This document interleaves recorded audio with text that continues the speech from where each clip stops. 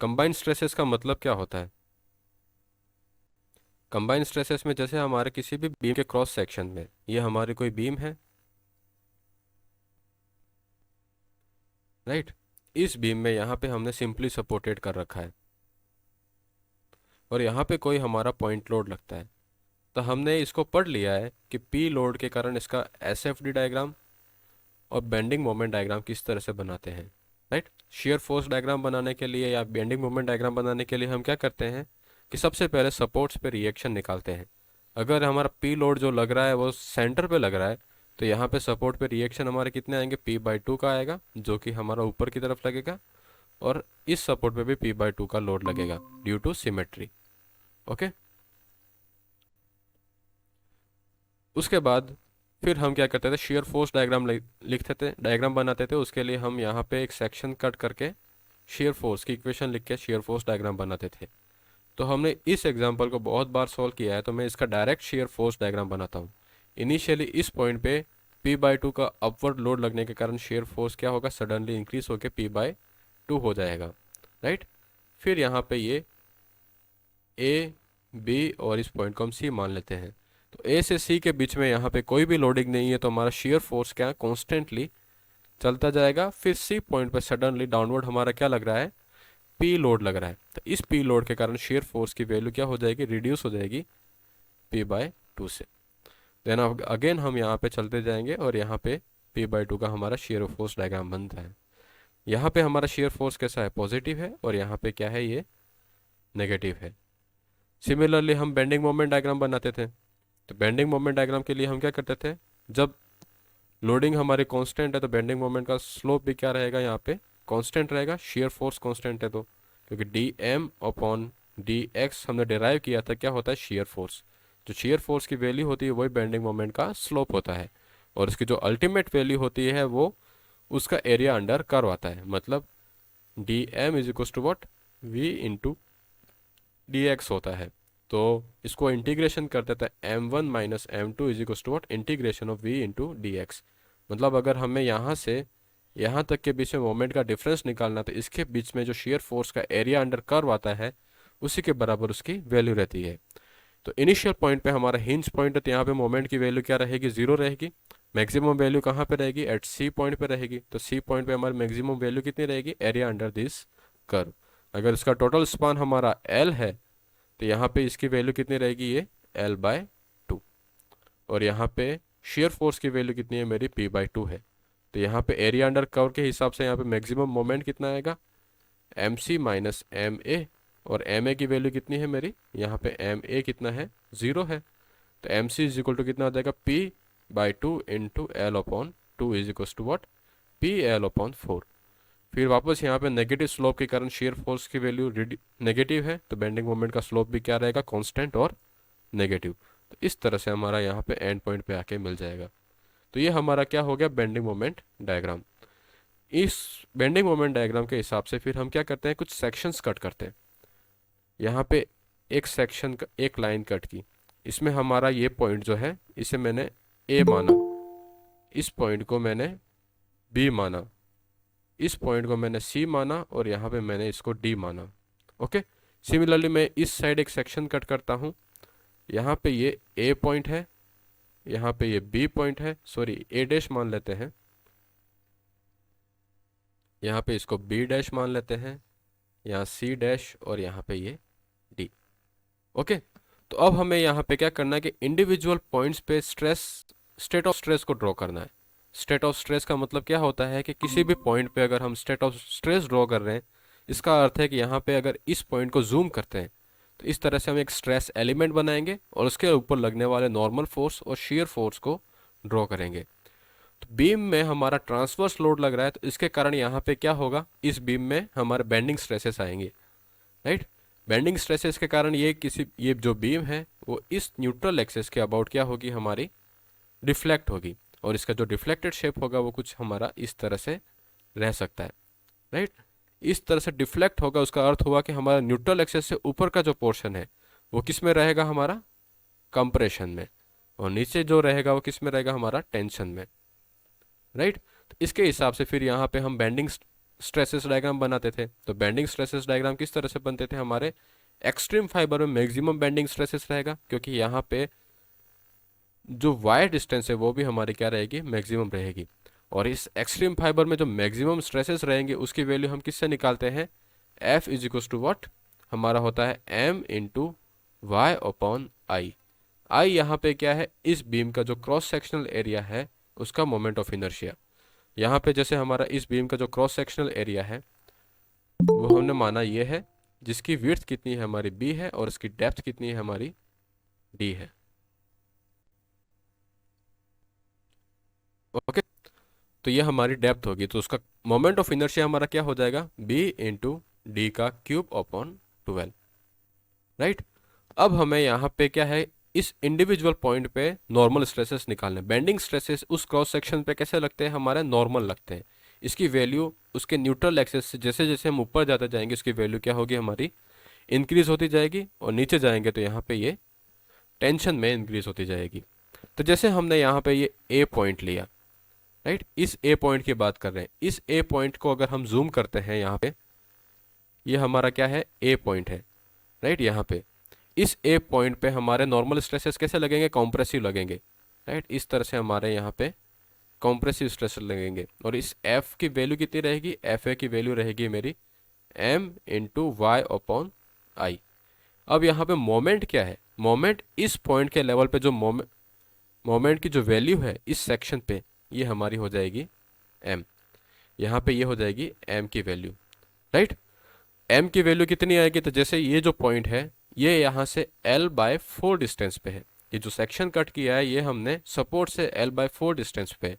तो यहाँ पे मोमेंट की वैल्यू कितनी रहेगी, यहाँ पे वैल्यू PL/4 है एट l/2 डिस्टेंस पे, तो उसके आधे पे इसकी वैल्यू कितनी हो जाएगी, PL/8 के बराबर।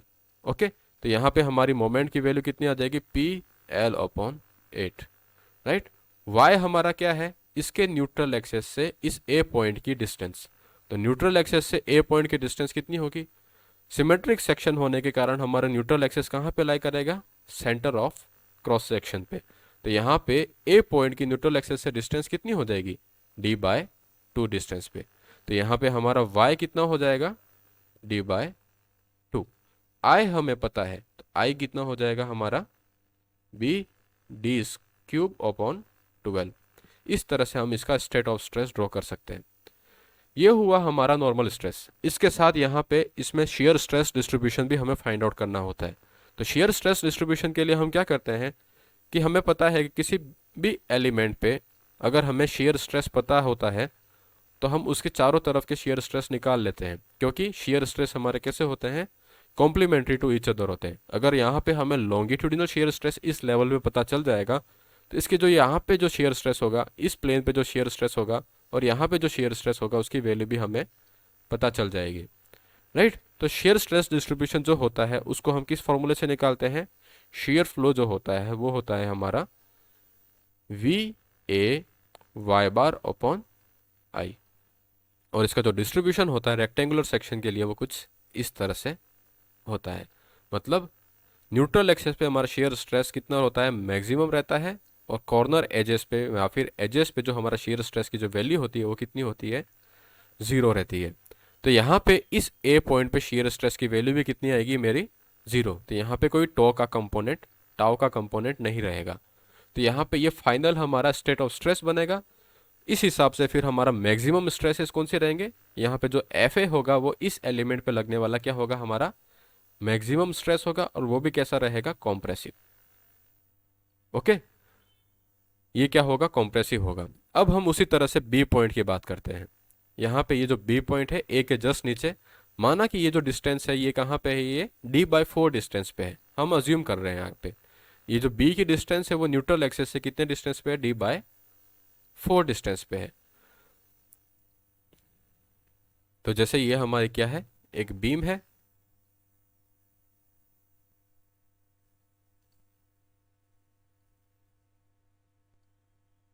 यहाँ पे ये बीम है, और बीम में यहाँ पे हमने कोई सेक्शन कट किया है। यहाँ पे ए पॉइंट पे हमारे स्टेट ऑफ स्ट्रेस कैसे रहेंगे, यहाँ पे हमने इसको ड्रॉ किया था, ये कैसे है, कंप्रेसिव है। इसकी वैल्यू भी हमने फाइंड आउट कर ली थी। अब यहाँ पे ये क्या है, हमारा न्यूट्रल एक्सेस है। इस न्यूट्रल एक्सिस के इस पॉइंट पे, इसे हम बी पॉइंट कहते हैं, और इसके स्टेट ऑफ स्ट्रेस को हमें ड्रॉ करना है। तो बी पॉइंट के स्टेट ऑफ स्ट्रेस को ड्रॉ करने के लिए हम क्या करेंगे, इस बी पॉइंट को जूम करेंगे तो यहाँ पे एक हम स्ट्रेस एलिमेंट ड्रॉ करेंगे। ये क्या है, बी पॉइंट है। यहाँ पे लगने वाले नॉर्मल स्ट्रेसेस कौन से रहेंगे, बेंडिंग स्ट्रेसेस रहेंगे, और उसकी वैल्यू कितनी रहेगी। जैसे हमारा बेंडिंग स्ट्रेसेस का डिस्ट्रीब्यूशन कुछ इस तरह से है, तो इस लेवल पे बेंडिंग स्ट्रेसेस की जो वैल्यू रहेगी ये हमारी क्या होगी, सिग्मा या फिर एफ बी के बराबर रहेगी। और यहाँ पे ये न्यूट्रल एक्सेस से ऊपर की तरफ है तो हमारा फोर्स कैसा रहेगा, कॉम्प्रेसिव रहेगा, और इसकी वैल्यू कितनी रहेगी, एफ बी के बराबर। एफ बी की वैल्यू कितनी रहती है, F B is equal to what, M into Y upon I. M यहाँ पे क्या, इस सेक्शन लगने वाला मोमेंट की वैल्यू, सेक्शन पे मोमेंट की वैल्यू हमारी कितनी थी, अगर यहाँ से ये कितनी डिस्टेंस पे है, एल बाय 4 डिस्टेंस पे है, तो इसके लिए हमारे एम की वैल्यू कितनी आएगी, एम इज इक्वल टू कितना हो जाएगा, पी एल अपॉन 8 के बराबर। वाई यहाँ पे क्या है, इस पॉइंट की इसके न्यूट्रल एक्सेस से डिस्टेंस जो हमने कितनी मानी है, यहाँ पे ये जो पॉइंट है वो डी बाय 4 डिस्टेंस पे है। ओके, तो यहाँ पे वाई की वैल्यू कितनी हो जाएगी, डी बाय 4, राइट। उस हिसाब से फिर हम यहाँ पे आई की वैल्यू, तो क्रॉस सेक्शन की प्रॉपर्टी है तो बी डी क्यूब अपॉन 12, इससे हम यहाँ पे एफ बी की वैल्यू फाइंड आउट कर लेंगे। अब इस एलिमेंट पे लगने वाला शेयर स्ट्रेस की वैल्यू हमें फाइंड आउट करनी है। तो रेक्टेंगुलर क्रॉस सेक्शन में शेयर स्ट्रेस का डिस्ट्रीब्यूशन कैसा होता है, पैराबोलिक होता है, और यहाँ पे जो शेयर स्ट्रेस की वैल्यू होगी वो कितनी होगी, इस लेवल पे, राइट। तो इस लेवल पे शेयर स्ट्रेस की वैल्यू कितनी होगी, तो Q इज इक्वल टू क्या होता है हमारे पास, V A Y bar upon I into P, right. तो यहाँ पे ए वाई बार की वैल्यू क्या होगी, इस यहाँ पे अगर हम इस सेक्शन को कट करते हैं तो यहाँ पे सेक्शन कट होने के बाद हमारे पास क्रॉस सेक्शन कैसा मिलेगा हमें, यहाँ पे ड्रॉ करते हैं, तो यहाँ पे जो क्रॉस सेक्शन होगा वो कुछ हमारा इस तरह से होगा, राइट। यहाँ पे इसकी विड्थ कितनी है हमारी, बी है, और यहाँ पे इस सेक्शन की यहाँ पे डेप्थ कितनी है, डी है। यहाँ पे हमारा ये न्यूट्रल एक्सेस लाई कर रहा है, राइट। और बी पॉइंट जो है ये बी पॉइंट कहीं यहाँ पे है, और इसकी वैल्यू कितनी डेप्थ पे है, ये डी बाय 4 डेप्थ पे। तो यहाँ पे ए वाई बार क्या होगा, इस सेक्शन को यहाँ पे जैसे कट करेंगे तो इसके ऊपर का जो शेडेड एरिया होता है ये हमारा क्या कहलाता है, ए कहलाता है, और वाई बार क्या कहलाता है, इसके न्यूट्रल एक्सेस से इसके सेंट्रोइड की जो डिस्टेंस होती है हमारी क्या कहलाती है, वाई बार कहलाती है, राइट। तो यहाँ पे हम ए वाई बार फाइंड आउट कर सकते हैं। V यहाँ पे क्या है, इस लेवल पे जो शेयर फोर्स की जो वैल्यू रहती है ये हमारे क्या कहलाती है, V कहलाती है। मतलब ये B पॉइंट कहाँ पे है, यहाँ पे है, और इस लेवल पे हमारे शेयर फोर्स की वैल्यू कितनी है, ये। तो ये हमारे क्या हो जाएगी, V की वैल्यू। V की वैल्यू यहाँ पे कितनी है, P बाय 2 के बराबर है। यहाँ पे इसकी वैल्यू कितनी हो जाएगी, P बाय 2 के बराबर, राइट। तो यहाँ पे हमारी V की वैल्यू कितनी आ जाएगी, V is equal to what, P by 2, and यहाँ पे ए वाई बार हम इस पॉइंट के लेवल के हिसाब से फाइंड आउट कर सकते हैं। आपको यहाँ पे ध्यान रखना होगा कि इस पॉइंट के नीचे अगर ये एरिया भी लेते हैं और इसका इस न्यूट्रल एक्सेस से जो डिस्टेंस होता है, जैसे ये इस एरिया को हम क्या मानते हैं, इस पॉइंट के नीचे के इस एरिया को A2 माना, और इसके न्यूट्रल एक्सेस से जो डिस्टेंस मेरी क्या है, Y2 है। तो हमेशा ये हमने देखा भी था कि A1 Y1 is equal to what, A2 Y2, ये दोनों बराबर होते हैं।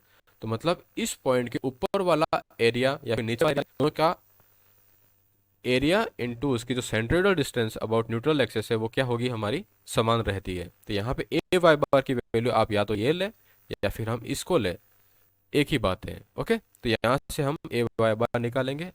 आई हमारा क्या होता है, मोमेंट ऑफ इनर्शिया, जिसकी वैल्यू कितनी होती है, बी डी क्यूब अपॉन 12, और यहाँ पे बी क्या है, इसकी विड्थ है। इस हिसाब से फिर यहाँ पे हमारा क्या हो जाएगा, इस सेक्शन पे लगने वाला शेयर स्ट्रेस की वैल्यू आ जाएगी।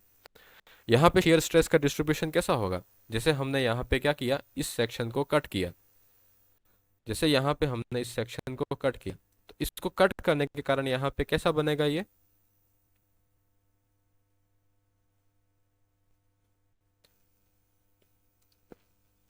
जैसे ये हमारे बीम है, इस बीम में यहाँ पे हमारा P लोड लग रहा है, यहाँ पे क्या है, P बाय टू, और यहाँ पे क्या है, P/2।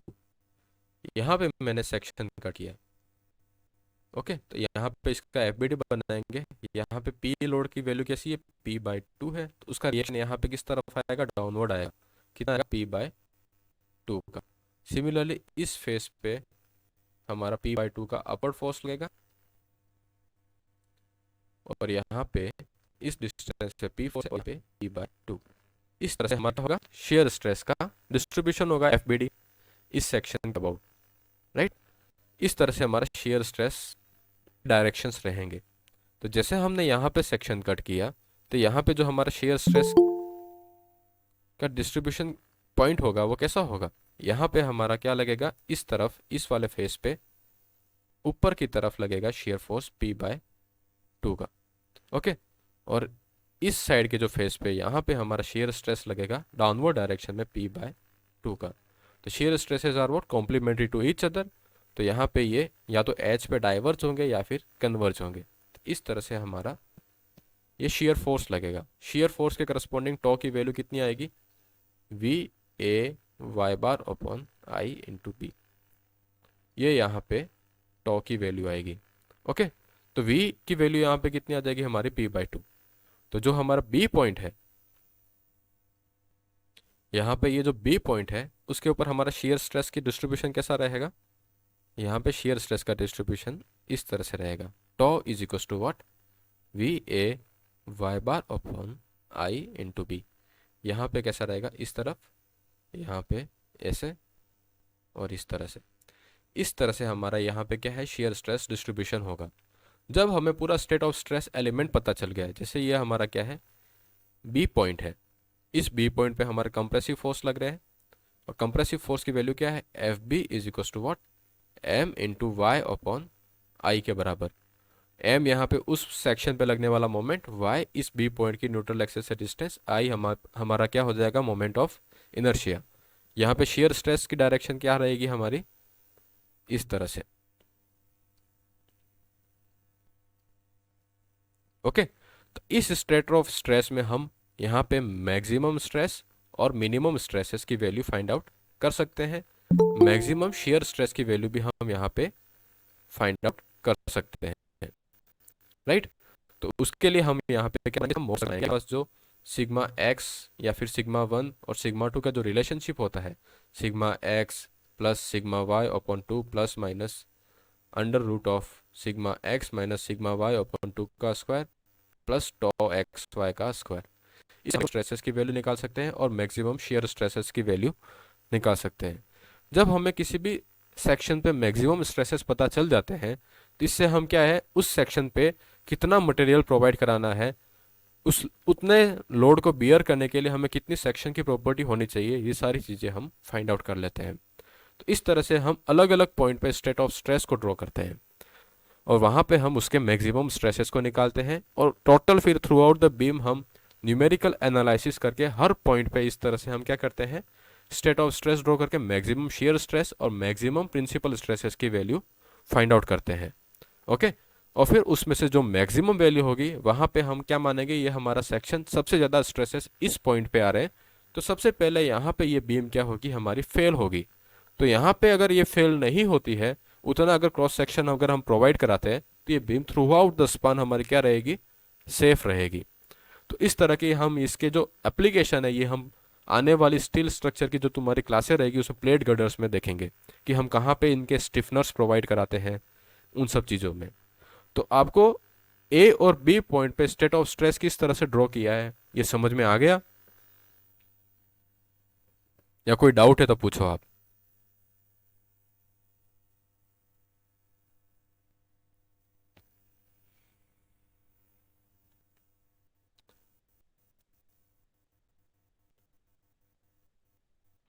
Yes sir. ए और बी पॉइंट की बात कर ली, अब हम देखते हैं न्यूट्रल एक्सेस पे। न्यूट्रल एक्सेस पे हमने कोई सी पॉइंट लिया है। न्यूट्रल एक्सेस पे यहाँ पे हमारा स्ट्रेस वैल्यू कितनी रहेगी, 0 रहेगी, लेकिन शीयर स्केल रहेगी, राइट। जैसे यहाँ पे हमारा ये बीम है,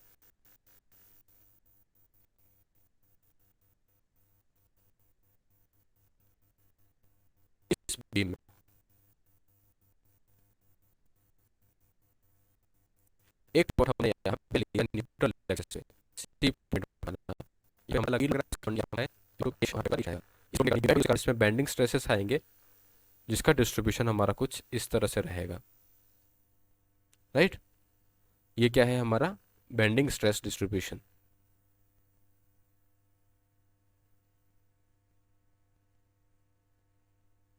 और इसी तरह से हमारे यहाँ पे शेयर स्ट्रेस डिस्ट्रीब्यूशन होगा जो कुछ इस तरह से होगा। ये है शेयर स्ट्रेस डिस्ट्रीब्यूशन। इसकी वैल्यू कैसे निकालते हैं, किसी भी पॉइंट पे सिग्मा एफ की वैल्यू हम निकालते हैं, F is equal to what, M into Y I. यहाँ पे शेयर स्ट्रेस की वैल्यू निकालते हैं, tau is equal to what, V A Y bar upon I into B. अब हमारा point है जो कि कहाँ लाई कर रहा है, न्यूट्रल एक्सेस पे लाई कर रहा है। तो न्यूट्रल एक्सेस पे हमारे बेंडिंग स्ट्रेसेस की वैल्यू कितनी रहेगी, जीरो। मतलब सी पॉइंट का अगर स्टेट ऑफ स्ट्रेस ड्रॉ करते हैं तो यहाँ पे हमारे नॉर्मल जीरो, मतलब यहाँ पे कोई भी नॉर्मल स्ट्रेसेस की वैल्यू नहीं रहेगी। अगर नॉर्मल स्ट्रेसेस नहीं है तो हम मान के चलते हैं कि सी पॉइंट का ना तो कोई एलोंगेशन होगा ना ही क्या होगा, कॉन्ट्रैक्शन होगा। इसीलिए हम मानते हैं कि जो बीम हमारी बैंड होती है वो किस तरह से होती है, अगर ये बीम इस तरह से बैंड होती है तो हम मान के चलते हैं कि बीम में न्यूट्रल एक्सेस से ऊपर क्या होता है, कंप्रेशन होता है, और न्यूट्रल एक्सेस से नीचे क्या होता है, इस बीम में एक्सपांशन होता है। एक्सपांशन टेंसाइल फोर्स के हिसाब से होता है, लेकिन न्यूट्रल एक्सेस की जो लेंथ पहले थी उसी बस हो जाता है हमारा, डिस्टोर्टेड हो जाता है। अगर पहले इसकी लेंथ एल है तो न्यूट्रल एक्सेस पे लोडिंग के बाद भी उसकी लेंथ कितनी रहेगी, हमारी एल ही रहेगी। इससे भी समझ सकते हैं कि यहाँ पे इसमें जो नॉर्मल स्ट्रेसेस की वैल्यू है वो कितनी है, जीरो है, क्योंकि यहाँ पे इस लेवल पे कोई भी हमारा बेंडिंग का नॉर्मल स्ट्रेस नहीं आता है। लेकिन इस पॉइंट पे क्या होगा, शेयर स्ट्रेस की वैल्यू रहेगी, और शेयर स्ट्रेस कितना होगा, मैक्सिमम रहेगा। और ये शेयर स्ट्रेस की वैल्यू कितनी रहती है, शेयर स्ट्रेस के लिए हमारे पास फॉर्मूला है राइट। तो सी पॉइंट पे हम शेयर स्ट्रेस की वैल्यू निकालते हैं, तो पहले तो शेयर फोर्स डायग्राम में यहाँ पे वी की वैल्यू कितनी रहेगी, पी बाय टू। सेट करेंगे तो हमारा सेक्शन कैसा बनेगा, इस तरह से हमारा सेक्शन रहेगा। यहाँ पे ये न्यूट्रल एक्सेस है, तो ए वाई बार हमारा क्या होगा, या तो हम ये एरिया लें या फिर हम इस एरिया को लें। इन दोनों एरिया y1 बार और इसकी यहाँ पे y2 बार, ये क्या होगी, सेम होगी। मतलब a1 y1 bar is a2 y2 bar. Okay, तो यहाँ से हम इसका एरिया कितना आ जाएगा, एरिया हो जाएगा हमारा b into D by two. ये हमारा क्या हो जाएगा, y1 बार कितना होगा, y1 बार होगा, टोटल डेप्थ हमारी कितनी है, d बाय टू है। तो सेंटर पर इस एरिया का सेंटर पे लगा फोर डिस्टेंस पे फ्रॉम न्यूट्रल एक्सेस, तो यहाँ पे ये d बाय फोर। तो a1 y1 बार क्या हो जाएगा हमारा, a1 y1 bar d into D by two into D by four. ये हो जाएगा बी डी स्क्वायर अपॉन 8। ये हो गया हमारा a bar a y1 bar, right. तो यहाँ पे v is equal to what, d by two, a y bar is equal to what, d d square upon 8, i is equal to what, b d cube upon 12, और b जो भी है। इस हिसाब से फिर यहाँ पे हम निकाल सकते हैं, यहाँ पे इसके शेयर स्ट्रेस निकालेंगे। टॉप की वैल्यू कितनी आएगी, सारी वैल्यू को पुट करेंगे, p by two into d d square upon 8 divide by d d cube upon 12 into b। इस पॉइंट तक हमारा शेयर स्ट्रेस की वैल्यू हमारी आ जाएगी, राइट। और फिर शेयर स्ट्रेस ओरिएंटेशन कैसा होगा, तो चलिए हम करते हैं, यहाँ पे सेक्शन कर देते हैं। सेक्शन पे यहाँ पे शेयर फोर्स की वैल्यू इस प्लेन पे हम लिखेंगे, ऊपर क्या और इस पे ग्राउंड भी है, तो शेयर फोर्स का ओरिएंटेशन ऊपर की तरफ और लेफ्ट पे शेयर फोर्स का ओरिएंटेशन कैसा रहेगा, डाउनवर्ड रहेगा। तो उसके हिसाब से फिर हम यहाँ पे कॉम्प्लीमेंट्री शेयर स्ट्रेस के अदर ओरिएंटेशन ड्रॉ कर सकते हैं, और यहाँ पे हम टॉ की वैल्यू निकाल लेंगे। तो ये हमारा जिस स्टेट ऑफ स्ट्रेस में सिर्फ शेयर स्ट्रेस लगते हैं और कोई भी नॉर्मल स्ट्रेस की वैल्यू नहीं रहती है, इस पॉइंट को हम क्या कहते हैं, point under pure share, point under pure share के लिए हम अगर मोहर सर्कल बनाते हैं तो हमारा मोहर सर्कल कैसा बनता है? जैसे कोई भी स्टेट ऑफ स्ट्रेस में यहाँ पे टॉ लग रहा है और यहाँ पे टॉ लग रहा है और यहाँ टॉ लगा है और यहाँ पे टॉ लगा है। जैसे ये पॉइंट क्या है हमारा ए है, तो ए पॉइंट का कोऑर्डिनेट हमारा क्या होगा? जीरो। नॉर्मल स्ट्रेस जीरो है और टॉ की वैल्यू आ जाएगी। ए पॉइंट हमारा क्या जीरो और यहाँ पे टॉ। ठीक है, पॉजिटिव फेस पॉजिटिव डायरेक्शन में लग रहा था, हम पॉजिटिव की तरफ ड्रॉ करेंगे। यहाँ पे अदर फेस में टॉ की वैल्यू कितनी रहेगी? जीरो और माइनस टॉ, मतलब जीरो और टॉ। ये हमारा ए पॉइंट है और बी पॉइंट है, तो ए और बी हमारे क्या है? डायमेट्रिकली अपोजिट पॉइंट है। तो इन दोनों पॉइंट को मिलाने हमारा सेंटर लाई करेगा, तो ये हमारी क्या हो जाएगी? इसकी रेडियस हो जाएगी और इस तरह से हमारा मोर सर्कल बन जाएगा। तो इसके हिसाब से इस मैक्सिमम नॉर्मल स्ट्रेस की वैल्यू कितनी हो सकती है किसी भी अलग ओरिएंटेशन पे? तो मैक्सिमम नॉर्मल स्ट्रेस की वैल्यू कितनी होगी इस प्लेन, मतलब इस डायरेक्शन में।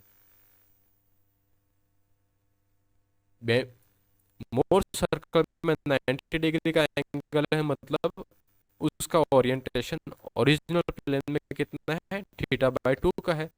तो 45 डिग्री पे हमारा मैक्सिमम वैल्यू कितनी होगी? टॉ के बराबर रहेगी। तो यहाँ पे हमारे क्या होगा? मैक्सिमम टेंसिल स्ट्रेस और यहाँ पे हमारे क्या होंगे? Compressive stresses. इस तरह से हम यहाँ पे sigma 1 is to what? Sigma is to, यहाँ पे सिग्मा 1 हो जाएगा, पे हो, मतलब इसमें हम मैक्सिमम नॉर्मल स्ट्रेसेस और प्रिंसिपल स्ट्रेसेस की वैल्यू फाइंड आउट कर सकते हैं, और इस पॉइंट पे हमारा मैक्सिमम शेयर स्ट्रेस की वैल्यू भी हम फाइंड आउट कर सकते हैं। इसका मतलब ये होगा कि जैसे ये हमारी बीम है, राइट? ये बीम जो सी सेंटर पे लग रहा है, ये क्या है? हमारा सी पॉइंट है। इस सी पॉइंट पे अगर इस डायरेक्शन में देखें तो हमें क्या लग रहा है? सिर्फ इस तरह से हमारे क्या लग रहा है? शेयर स्ट्रेस लग रहा है। लेकिन इस सी पॉइंट पे इस डायरेक्शन में 45 डिग्री के एंगल पे बात करते हैं, हमें क्या लगे? इस तरह से। पॉइंट का ओरिएंटेशन चेंज होने से हमारे स्ट्रेसेस की वैल्यू चेंज होती है। ये हमने स्ट्रेस ट्रांसफॉर्मेशन में देखा भी था, राइट? तो इस तरह से हम सी पॉइंट पे सारे के सारे स्टेट ऑफ स्ट्रेस ड्रॉ करेंगे और उसके हिसाब से फिर हम मैक्सिमम स्ट्रेसेस की वैल्यू फाइंड आउट करेंगे, राइट? तो इस तरह से हम सी पॉइंट पे स्ट्रेसेस की वैल्यू फाइंड आउट करते हैं। अब हम आते हैं नीचे की तरफ। हमारा पॉइंट कौन सा है? यहाँ पे ये न्यूट्रल एक्सेस के नीचे। न्यूट्रल एक्सेस के जब नीचे होगा तो यहाँ पे हमारा जो नॉर्मल स्ट्रेसेस है उसकी वैल्यू कैसी हो जाएगी? टेंसर हो जाएगी। ठीक है, न्यूट्रल एक्सेस हम कोई पॉइंट लेते हैं इस बीम में। अब हमारा पॉइंट कहीं यहाँ पे है, ये डी पॉइंट है। इस point पे हम कुछ इस तरह से रहेंगे और इस लेवल पे हमें एफ डी की वैल्यू फाइंड आउट करनी है। तो F D is equal to what? M Y upon I. M यहाँ पे लेवल पे लगने वाला मोमेंट की वैल्यू, राइट? वाई क्या है? इसके न्यूट्रल एक्सेस से जो डिस्टेंस है ये वाई हो जाएगी। आई हमें क्रॉस सेक्शनल प्रॉपर्टी मिल जाएगा। एफ उसके हिसाब से फिर अब हमें क्या निकालना है? इस पॉइंट पे लगने वाला शेयर स्ट्रेस। तो इस लेवल पे शेयर स्ट्रेस की वैल्यू कितनी रहेगी? तो Q is equal to A bar upon I into B. A Y bar की वैल्यू कैसे निकालेंगे? यहाँ पे हम इसका क्रॉस सेक्शन ड्रॉ करेंगे। ये न्यूट्रल एक्सेस है और डी हमारा है, तो या तो हम इस पूरे एरिया को लें और इसे हम माने A1, और इस एक्सिस से इसका सेंट्रोइडल डिस्टेंस जिसे हम Y1 बार माने, या फिर हम यहाँ पे ये एरिया माने जिसे हम बोलेंगे A2, और इसके सेंटर से इसके न्यूट्रल एक्सिस की जो डिस्टेंस है इसे हम Y2 बार लें। A Y bar A1 Y1 bar is equal to A2 Y2 bar, right? इस तरह से फिर हम यहाँ पे क्या निकालेंगे? शेयर। तो यहाँ पे डी का state of stress element draw कर रहे हैं, तो यहाँ पे अब फोर्स कैसा रहेगा? हमारा टेंसाइल रहेगा, राइट? अब फोर्स कैसा रहेगा? हमारा टेंसाइल रहेगा। और यहाँ पे शेयर स्ट्रेस का डिस्ट्रीब्यूशन ड्रॉ करेंगे। ये हमारा डी पॉइंट हो गया। अब स्टेट ऑफ स्ट्रेस कैसे हमारे मैक्सिमम प्रिंसिपल स्ट्रेस और हम शेयर की वैल्यू फाइंड कर सकते हैं। तो आई होप इस अलग पॉइंट हम मैक्सिमम प्रिंसिपल स्ट्रेसेस और मैक्सिमम शेयर स्ट्रेसेस की वैल्यू फाइंड आउट करते हैं। ये समझ में आ गया होगा, यस सर। राइट?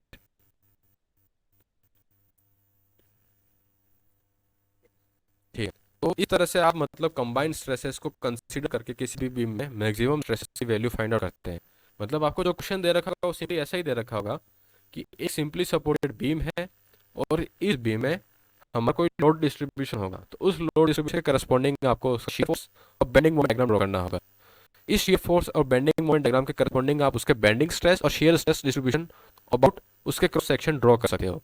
फिर आपको पूछेगा कि एट सपोर्ट ए से एम डिस्टेंस या फिर एल डिस्टेंस पे हमने कोई सेक्शन कट किया है और न्यूट्रल एक्सेस से वाई डिस्टेंस पे आपको वहां पे स्टेट ऑफ स्ट्रेस ड्रॉ करना है और वहां पे आपको मैक्सिमम शियर स्ट्रेस और मैक्सिमम प्रिंसिपल स्ट्रेसेस की वैल्यू फाइंड आउट करनी है।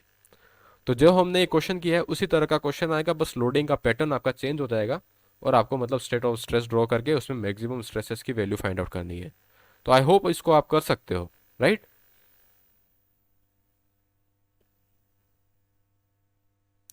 कर सकते हो ना इस टाइप के एग्जांपल्स को?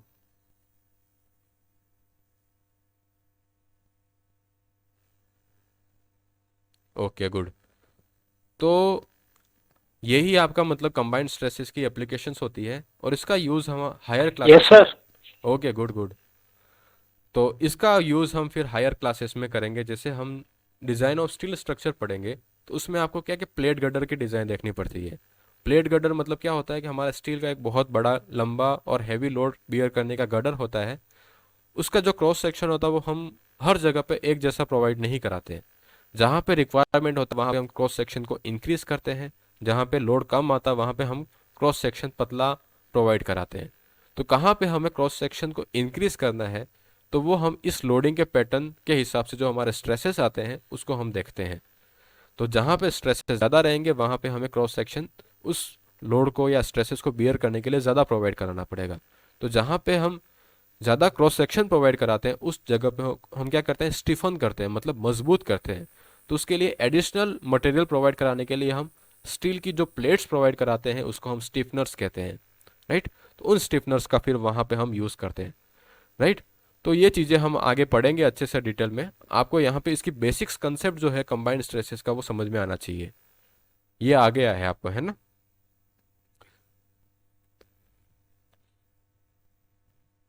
तो इसके साथ हम एक एग्जांपल देखते हैं जो आपको घर पे करना है। हमने यहाँ पे इस लेवल के सारे स्टेट ऑफ स्ट्रेस ड्रॉ कर दिए हैं। आपको स्पान के इस तरह stress draw करना है। यहाँ पे चेंज नहीं आएगा, ये फाइबर जो होगा वो कंप्रेशन में ही रहेगा। लेकिन जैसे ही यहाँ पे आप ओरिएंटेशन चेंज किस तरह से होगा, जैसे हमारा यहाँ पे शेयर स्ट्रेस का जो B point, B dash point की बात करते हैं तो बी डैश पॉइंट पे हमारा फोर्स क्या रहेगा, कॉम्प्रेसिव रहेगा। और यहाँ पे जो ओरिएंटेशन होगा वो उसका कुछ इस तरह से हो जाएगा, बस। बाकी इसमें कोई भी स्ट्रेस की वैल्यू में फर्क नहीं आएगा, राइट? तो जब हम अलग अलग पॉइंट पे इस तरह से जब शेयर स्ट्रेसेस करते हैं तो हमें एक ट्रेजेक्ट्री मिलती है, राइट? उसे हम कहते हैं स्ट्रेस ट्रेजेक्ट्री। वो हमारी कैसे बनती है,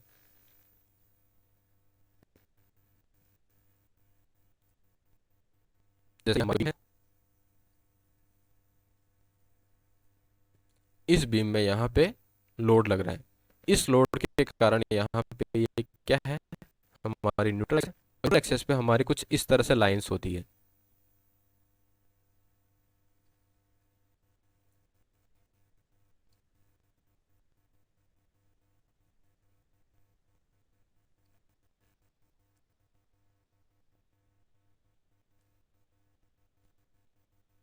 राइट?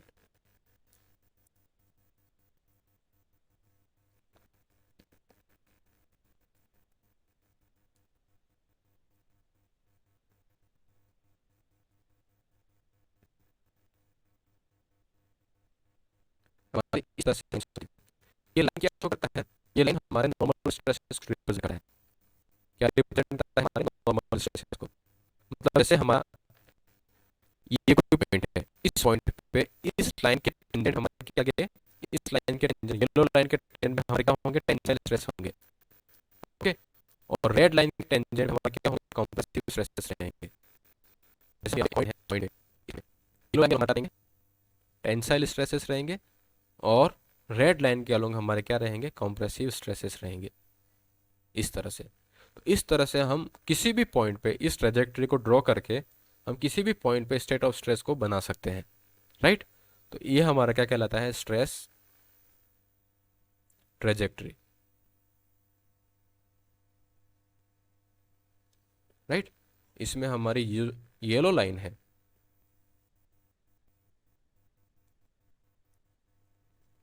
इसके ऊपर जो टेंजेंट रिप्रेजेंट करता है,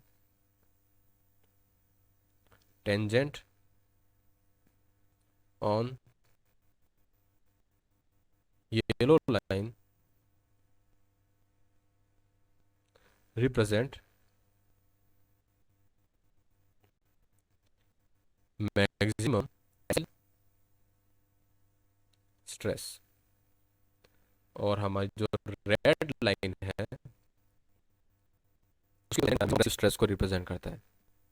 tangent on line represent maximum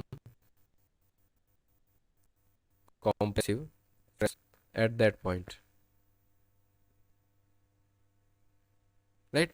इस तरह से हम किसी भी पॉइंट के अबाउट ट्रेजेक्टरी बनाई है, मतलब ये क्या है, इन स्टेट ऑफ स्ट्रेस का एक लोकस पॉइंट बनाया, मतलब यहाँ पे ये इस तरह से स्टेट ऑफ स्ट्रेस के पास इस तरह से ट्रेजेक्टरी बनती है, राइट। इनके हिसाब से फिर इस ग्राफिकल प्रेजेंटेशन से हम डायरेक्टली बता सकते हैं कि यहाँ पे हमारे मैक्सिमम कंप्रेसिव स्ट्रेस इतने होंगे और टेंसाइल स्ट्रेसेस इतने रहेंगे, तो यहाँ पे हमें स्टिफन करना है कि नहीं करना है, ओके। तो इस तरह से हम स्ट्रेस ट्रेजेक्टरी को ड्रॉ करते हैं। तो ये है आपका कंबाइंड स्ट्रेस का अपना कंसेप्ट, और न्यूमेरिकल किस तरह से आते हैं। अगली क्लास में हम टॉर्जन पढ़ेंगे। अब तक की क्लास में किसी को कोई डाउट है तो आप पूछ सकते हैं आराम से।